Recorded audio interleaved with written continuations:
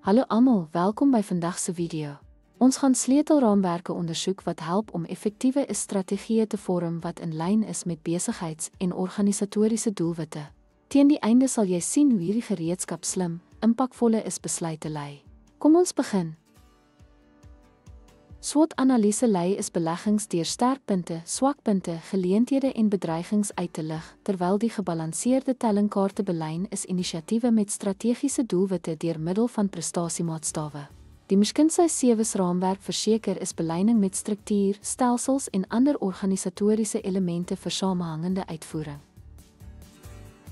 Die Ansoff-matriet identifiseer groeigeleenthede soos digitale uitbreiding na nuwe markte, terwyl SWOT beleggings lei om areas soos logistiek te versterk. Die gebalanseerde tellingkaart help om inisiatiewe te prioritiseer wat kliëntetevredenheid verbeter en in lyn met strategiese doelwitte. Dankie dat jy ons video oor raamwerke vir die ontwikkeling van effektiewe strategieë gekyk het.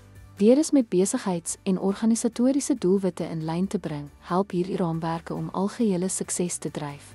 Sien jou volgende keer.